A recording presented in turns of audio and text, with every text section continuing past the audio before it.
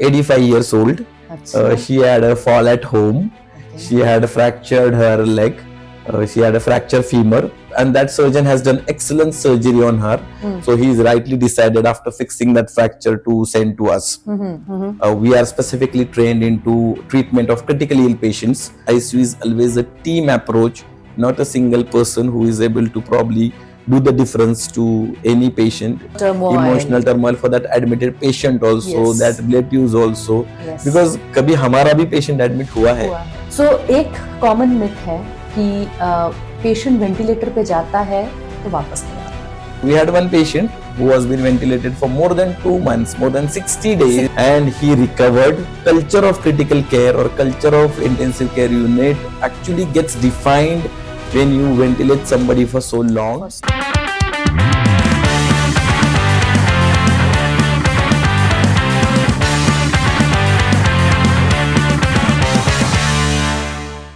In the world of medicine, there are clinicians and then there are change makers.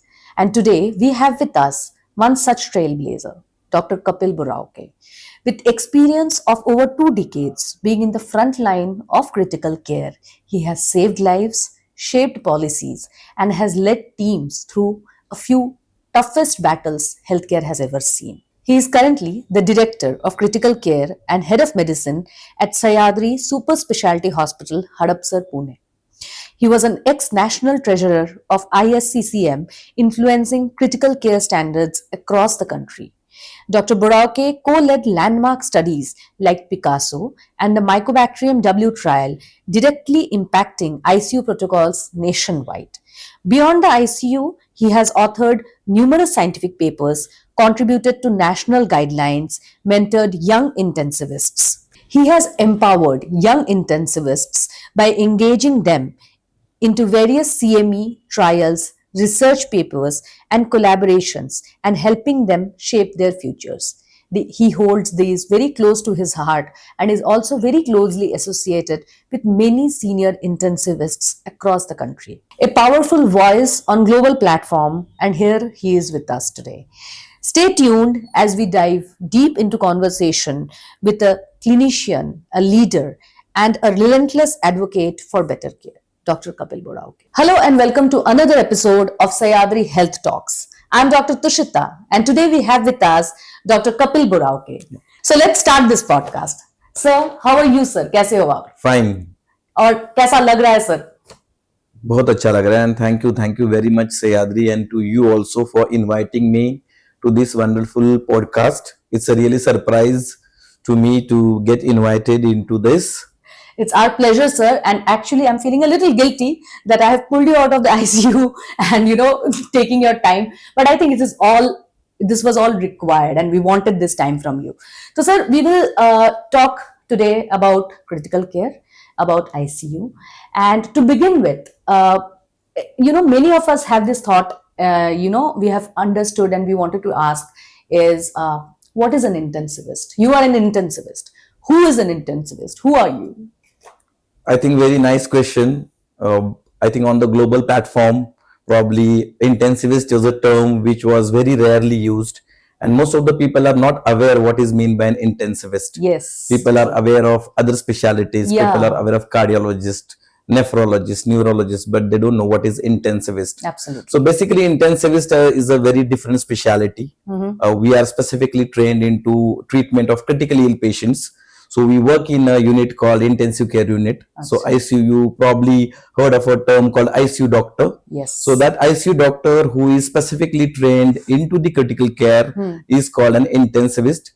Usually these are people who have done their MD either in general medicine, anesthesiology, pulmonology, pediatrics, and there are some good intensivists who have opted this specialty after their general surgery also. So it's a specialty which takes care of probably the sickest patient in the hospital, in the unit called intensive care unit, which is a very close to heart place for us.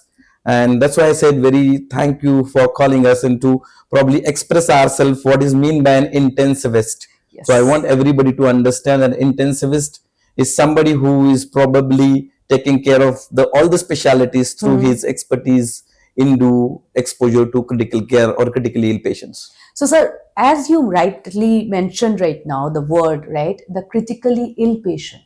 So, who are this critically ill patient? Is every patient who is, beyond fever and cough, cold, are critically ill patient, or I mean, who are these critically ill patients? Basically, critically ill patients is any patient. See, patient gets admitted in the hospital.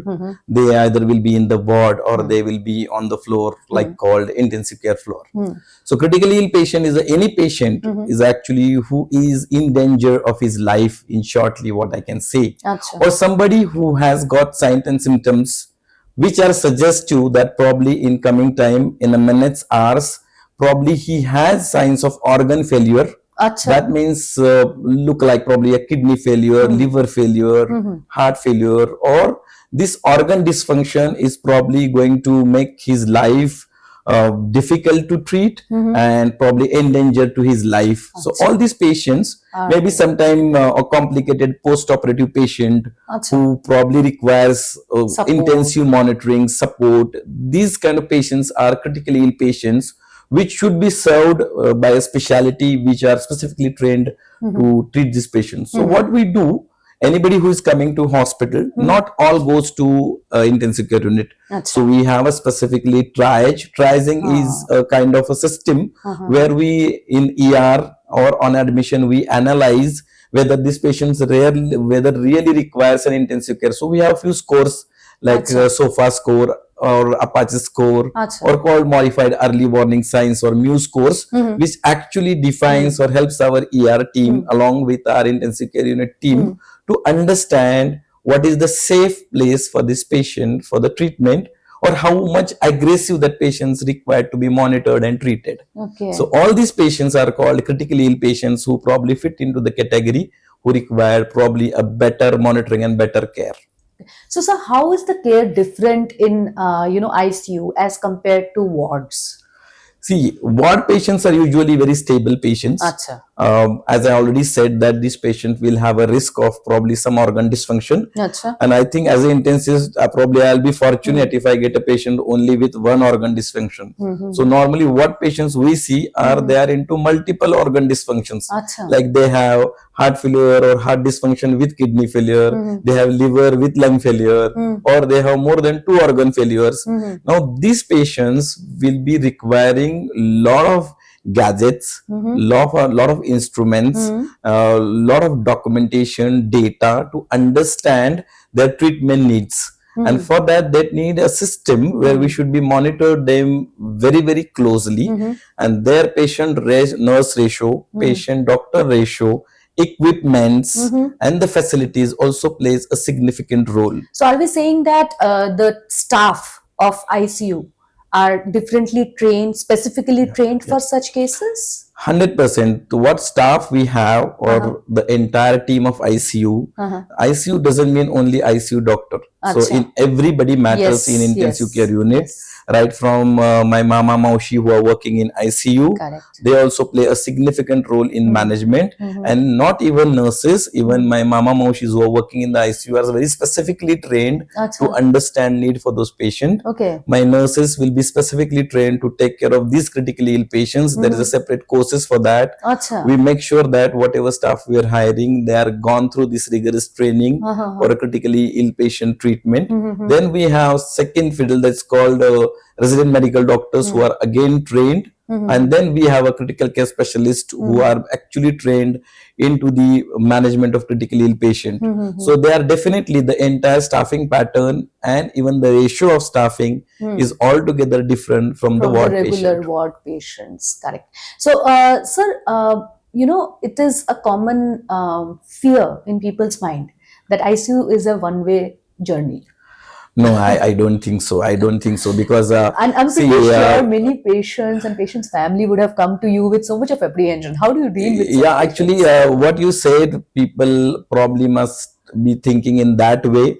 But I think the scenario is lot much different. I'm working there for more than a decade now, and initial things were different. Now probably people have understood that ICU is not a one-way care or one-way route.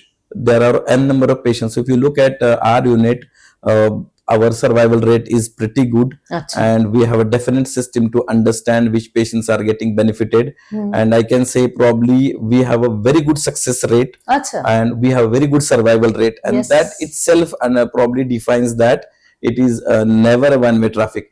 It can be a kind of a situation in some group of patients where probably they are so sick. See, doctor is not God. If given a chance, I will save every life that entered to ICU.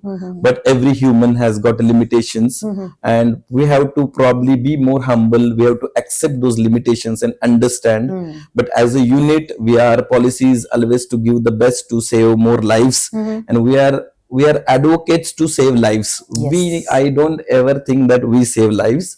We do an effort to save lives, and we give that effort to each and every patient who is admitted to the hospital.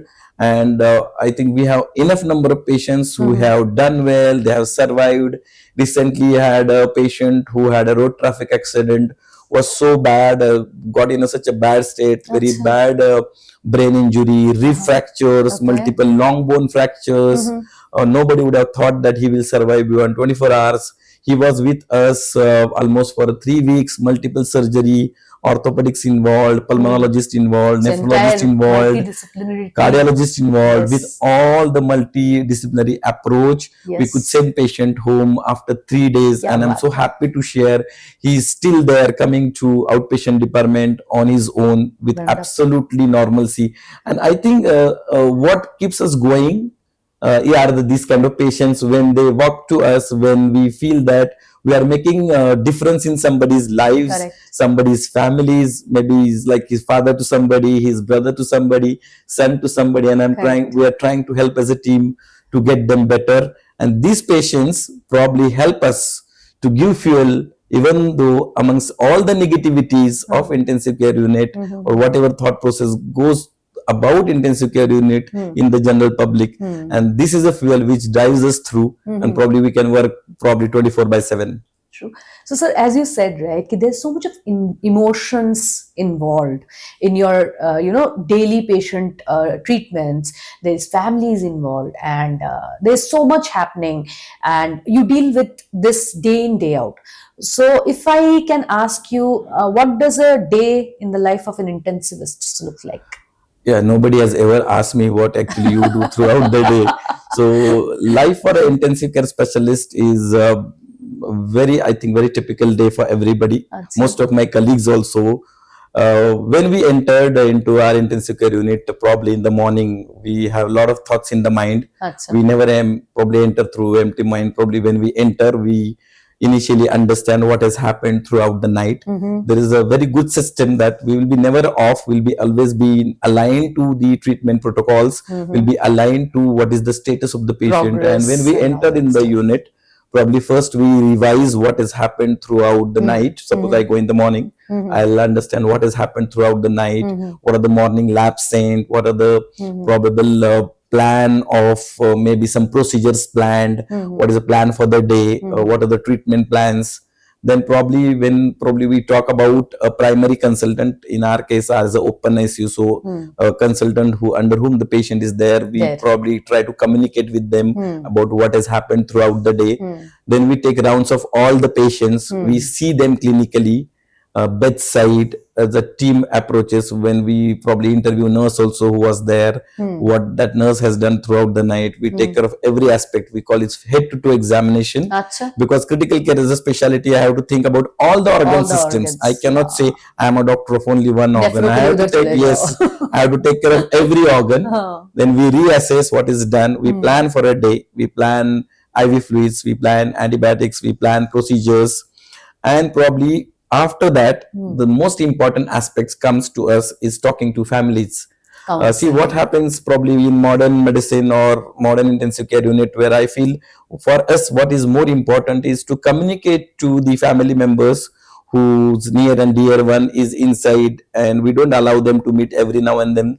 So actually what is happening to the patient. So I always tell relative, and we have a counseling session probably So in these the counseling afternoon. sessions are very aggressive in ICU. I think probably the counseling sessions that happens in an ICU and in critical care are, the most, Yes. very broad and I very will say not aggressive. Okay. We are more transparent, Acha. more open. But is it required? I mean, what is the role 100%. of this See, counseling in the treatment yes, plan? it is very important. Acha. Like understand, suppose some of my relative is admitted to some unit when I'm not there, maybe some another hospital, some another town. Acha. So it's my right to understand what is my patient doing, what is my patient's diagnosis, what is my patient's progress. So everybody is aware, like मेरा patient ठीक हुआ है क्या, वो कल से बेहतर है क्या, फिर कुछ इतना आईसीयू में रखने के बाद सच में जो हम ट्रीटमेंट कर रहे हैं उसका उसको फायदा हुआ है नहीं हुआ है, ये उनको जानना उसका हक है. So what we do, we have a very structured communication system where whoever is on the floor probably will call relative, will talk to them, will understand who is the responsible relative of that patient. We tell them what has happened throughout the night, what is the present status, what is the disease process, and what is probably prognosis, how much is the probable plan for next day, for next 12 hours, depending upon how sick is the patient. Sometimes we call them every 3 hours, 4 hours as per need. It is not fixed that मैंने आज आपको बोला है 12 बजे तो कल आप मुझे सिर्फ 12 बजे ही पूछना. We are always very flexible about giving them information, and I feel that generates a lot of trust in patient. And see, both the parties, even a patient's relatives want patient better.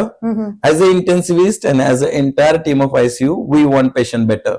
So we always tell them that okay, हम एक ही दुश्मन के साथ लड़ रहे हैं, वो है बीमारी, हम दोनों एक ही साइड पे है, हम कहाँ तक पहुंचे हैं ये बताने का जो तरीका है वो अगर सही है तो in today's world this communication is utmost importance. So I'll say if you ask me throughout the day what is again the most important thing, looking at patient, diagnosing procedures are important, but at the same time I have to communicate and do counseling to all the patients who are admitted to hospital, and that's very important. Correct. So sir, जैसे हमने अभी बात की communication की कि patient को communicate करना होता है. सो आईसीयू में एक चीज जो many of the patient families must have also told you कि अभी हम आए, आज हम आपसे मिले, फिर हम शाम को विजिटिंग आवर्स में आते हैं, तब आप नहीं हो, आप कहीं और पेशेंट के साथ हो तो किसी और डॉक्टर से मिले. So why isn't the same doctor available for that patient through out? See, intensive care unit is a huge work. And it creates a lot of things needs to be taken care of for that particular patient. Like suppose some patient, I cannot be there beside patient for 24/7. True. For two reasons. One is I'm also human and there are limitations. For the best possible outcome, if somebody is working for 8 to 12 hours, see, my brain should also work. Yes. And I should be able to give the best to the patient what I am catering.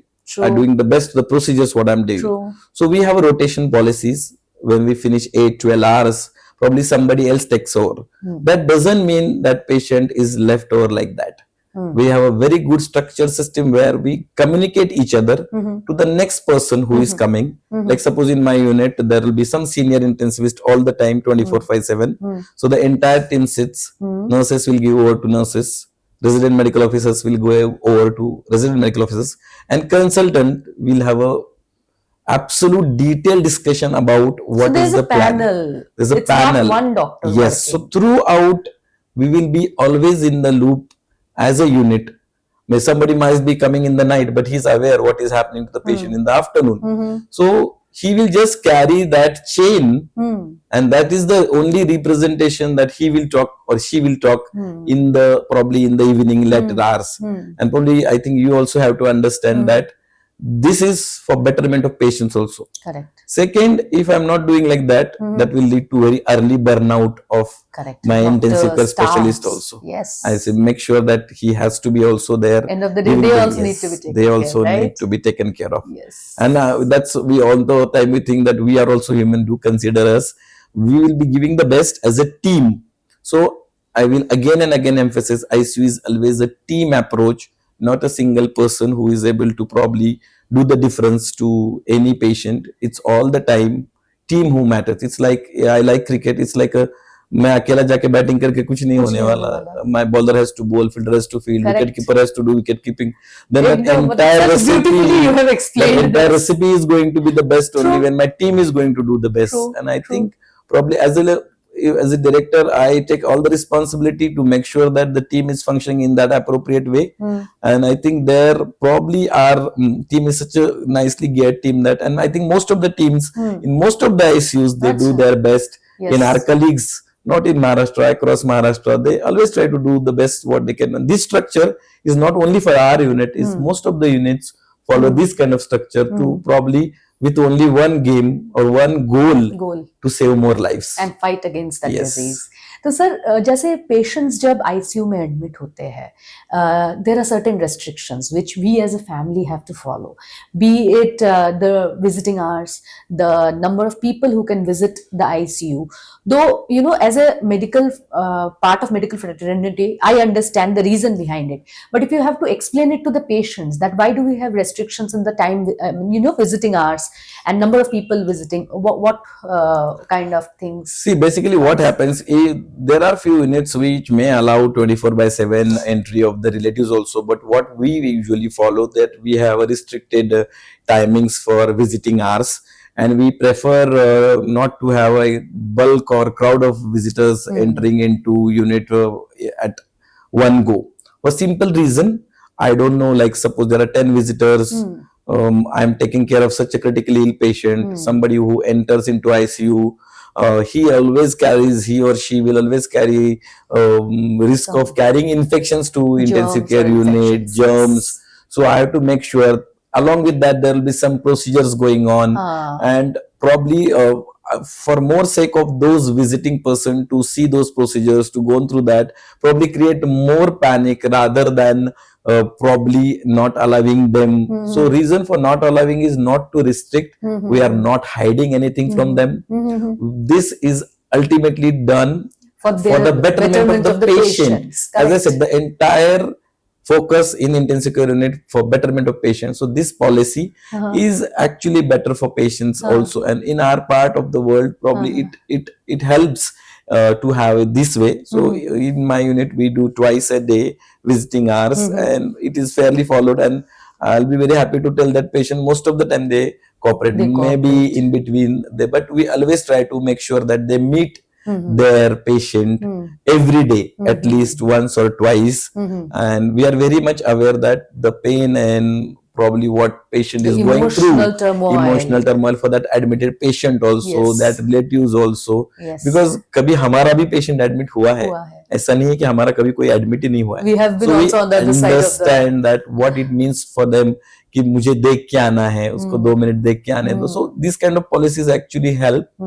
There are few units, there's something called family centric approaches in the intensive care unit, and probably in coming years this will be more highlighted or more practiced even in India, where we actually make some of the patient relative as a care partner also. Maybe that care partner will be along with the patient all the time, and that care partner will be there with the patient even in intensive care unit. Probably we will reach to a stage sometime later in years that we will teach him what things to be seen, how to monitor, how to talk about, or how to communicate. And I think presence of relatives makes difference, but this is almost a dream come true. I don't know how much we are going to do in immediate next few years, but probably a bit more time if we spend. Definitely we will have something called family centric approaches, where patient relatives are probably a care partner in that patient's management also. तो sir अभी ना थोड़ी सी बात करेंगे हम ventilators पे, ठीक है. सो एक कॉमन मिथ है कि पेशेंट वेंटिलेटर पे जाता है तो वापस नहीं आता है. पेशेंट वेंटिलेटर पे रहता है तो उसके न्यूट्रिशनल मतलब dietary requirements are not met, and patient ventilator पे जाता है तो उसको pneumonia हो जाता है. So these are the common myths. See, ऐसा नहीं है. Ventilator is a machine, and I think that it's a life-saving machine, I'll say. And if you ask me in entire ICU, what is the most important machine that is close to my heart is ventilator. Because what we are actually doing when we consider somebody to put on a ventilator, that is a need of the patient. That patient is not able to probably follow or require or to provide the enough oxygen or enough metabolic needs of our body. And when that enough metabolic needs oxygenation is not been fulfilled by patient, or when sometime we feel that by doing that or by breathing in that way he is going to get exhausted, there ventilator is Comes being as a support. Correct. So it's a support system for our lungs, and this support system has saved n number of lives throughout my career. So this myth कि एक बार कोई ventilator पे जाता है वो वापस नहीं आता is absolutely wrong. I have seen more than few thousand patients. Sir, कोई ऐसा patient बताइए who has stayed on ventilator for the longest time? See, the longest probably I have ventilated a patient, I remember maybe around 7-8 years ago. You must have heard about GBS. Yes, the recent outbreak. We had a recent outbreak of GBS, that is Guillain-Barré syndrome. Yes. So it is a disease actually which affects our nerves. In a simple term. So when I am breathing, I require a good nerve supply to my breathing muscles. When that goes, I'll be not able to breathe. If I don't breathe, I will be not able to get enough oxygen. So we had one patient who has been ventilated for more than 2 months, more than 60 days, 60 days for his Guillain-Barré syndrome. And he retrieved that. And he recovered. And in those 60 days, and I feel Guillain-Barré syndrome is a kind of patient where not only management by medications plays important role, but the culture of critical care or culture of intensive care unit actually gets defined when you ventilate somebody for so long. I have to take care of so many things, like as you are rightly already mentioned about ventilator associated pneumonia. This is a specific term when somebody develops new onset of lung shadows on x-rays, develops fever after, suppose I have put somebody on ventilator and after 48 hours he's developed new shadows, like somebody has come for a brain hemorrhage or road accident after traumatic brain injury, and maybe I have put him on a ventilator and down the line 3 days 4 days he develops new shadows or new pneumonia on x-ray. That's called a ventilator associated pneumonia. In the best of the centers across the world, the incidence is around 8 to 28%. We have a definite strategies to prevent this ventilator associated pneumonia. That is called VAP bundle. Bundle is when we do 4-5 things together. That's called bundle. So we have a definite bundles taught to all the sisters, even Mama Moshis, they are aware. So we keep their head end elevated. There will be rigorous hand washings done. There will be closed suction systems will be done. There will be oral hygiene will be done. Then these patients require a lot of sedations for ventilation. So we have something called sedation holidays. And these all guidelines are so nicely studied that anybody I am putting on a ventilator, I am thinking about 2 things. The moment I put on a ventilator, I always think that when can I take this patient off ventilator? And second, I should be very much probably gathered or probably geared up my team to understand that all the bundles to be followed to prevent this ventilator associated pneumonia. So you can understand, if we can ventilate for 60 days without VAP, that kind of a unit we run. So, and most of the centers, not only my unit, most of the units across where my friends are working, they all follow these kind of bundles. So this is again a myth. So somebody, it is irreversible journey? No. VAP in all is absolutely no. And longest I have ventilated for 2 months, and definitely that has helped, and that patient is still better. Just understand, if that patient would have not been given the chance of being on a ventilator and today is still there, whether he would have been there or not. So these kind of questions, probably we have to educate people more and more. Then again, coming back to the counseling part, where we need to counsel. We have to make them understand why somebody is put on a ventilator. If we can make them understand, I think people are smart enough to understand that ventilator is a life-saving gadget. And not a threat. See, there's a risk in driving. I drive to reach early, but there's a risk. But that risk, we always try to minimize the risk. So there is a dictum in intensive care unit that is cause no harm. So first duty for us is causing no harm. Correct. So most of us will always think in that way, अच्छा. that what positive impact what we can make in somebody's life. अच्छा. Sir कोई एक interesting case बताइए जो which is very close to your heart. मुझे पता है आपके पास बहुत सारे केसेस है, पर probably I think I'll quote a case. Probably I'll say that this lady who was 85 years old, she had a fall at home. Okay. She had fractured her leg. She had a fractured femur. So she was taken to some another hospital. Her surgery was done. Surgery was nicely done. She had a diabetes also. She had a hypertension also. Okay. She was already on medication. She had some heart disease also.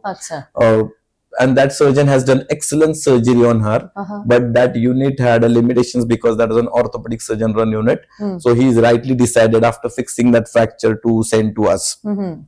When I received that lady on our unit, we have gone through her all the case reports, and probably we can see that she has not seen a doctor for long, maybe last 1.5 years she has not seen. And the last records what was suggestive of that she had a kidney failure also. Now here we are caught up with seeing one patient who was 85-year-old with multiple organs involved. Her creatinine has gone up and she has this fracture also, which can, and so nicely and rightly correctly fixed by my orthopedic friend. Now she has come with worsening of her kidney functions. Achha. Now everybody probably has not given any chance to her, looking at her age. But as a team, we always believe that at least we have to give the best what can be done. And when probably we triage that what patients will be benefited. And that lady was in my unit for almost 2 weeks. She was dialyzed. She was put on a support. Her nephrology consultation was done. My cardiologist colleague helped me. My pulmonologist colleague helped me for my lung. We have to probably had a huge rounds every day. A lot of discussions, medications, fluids, antibiotics. And down the line, around 8 to 10 days, she was moved out of ICU. And she is 92 years. Achha. And she's smiling. She's coming with her granddaughter. Recently, I attended her granddaughter's marriage also. And these kind of patients, as you said, close to heart. Probably 6-7 last years, whatever she has lived is lived an absolute normal life. She required ventilation also. And these kind of patients will be very close to her, as I already said that these kind of patients keep us going. And the cuteness of that grandmother, probably I see my grandmother in her. Probably that's why I feel that she's more close to my heart. But there are a number of patients right from age 19. The youngest heart attack I have seen is young 18, 19. To the oldest man who is still coming after ICU is around more than 90 plus. So I do understand that age makes a huge difference. Comorbidities makes huge difference of patient life. But you ask me somebody who is close to heart, that's why probably I quoted that patient. It's beautiful to hear that, sir. So मुझे ना ये मेरा personal favourite है and मुझे आपसे पूछना था हमेशा से बट कभी मौका नहीं मिला so might as well I use this opportunity. Whenever I meet you, I see you with so much of energy, such a big smile.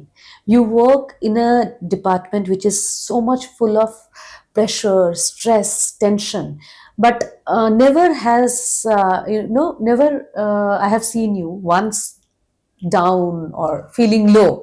So how do you manage your personal life, and how do you wind up after a long tiring day? What does Kapil Borawake sir do when he is done with work, which is never, but ab karte kya ho? See, actually what happens, what keeps us going is our patience. And working in an intensive care unit, there should be passion, and that passion is probably a fuel that keeps us going. Correct. See, the amount of responsibility, as you rightly said, what we carry, probably an amount of sick patients we go through throughout the days, correct, complications, multiple things. At the end, we are, or for me, myself, I consider very fortunate that God has given me this opportunity to serve for the humanity. Probably that is the reason when we come across, or whatever time of the day, probably you see us or see me, when we, probably I say that when I enter in the ICU in the after finishing everything again at 10 o'clock in the night, I got the same energy because I think ICU is a fuel to me. And that passion of working and that understanding, or that kind of way of looking at life, that given a chance I'll be intensivist again, given a chance I'll be doctor again, with lot of negativities going around, maybe in the recent past about being a doctor, all said and done, हमें खुद को पता है अंदर कि हम क्या कर पा रहे हैं, and in the best possible capacity. When I feel when you're doing your work with that ethic, that attitude, that mindset, that itself will make you that energetic. हम थकते कब है? जब हमें लगता है कि ये मुझसे करवाया जा रहा है, वो थॉट प्रोसेस अगर नहीं रहा, तो I don't feel that, and I think I am too young. You are asking this question to me too early. Maybe if I work for another 20 years, and if you ask me, I have seen even my teachers, I have seen them, they are now 70 plus. और कभी मुझे खुद पे शर्म आती है कि when I look at those teachers, the way they work, even in Indian Society Critical Care Medicine, even in few others hospitals, when I see them, the passion, what they work with for more than 40 years of experience, तो मुझे लगता है तो मैं तो कुछ भी नहीं कर रहा हूँ, मुझे लगता है मुझे और काम करना चाहिए. And I think this question is asked me at wrong time, maybe another 20 more years. Very, very nice to hear that, sir. Of course, I think many patients out there are waiting for you and they need your guidance and your treatment and care approach. We wish you all the best and all the good luck. I don't think so you need any from my end, because you have all the blessing from all your patient parties. But lastly, I want to really thank you once again for giving us some time today for this podcast. I wish I can call you once again on this podcast platform. Yeah, and thank you very much for probably inviting somebody. Maybe I have come today. This is not me alone, it's all the time my team. Yes. Because of which probably whatever I am today is all because of the team ICU rather than individual Kapil Borawake. This is what I always believe, and I'll keep my thought process the same way, because it's a never one man army in intensive care unit. Sure, sir. Thank you so much, sir.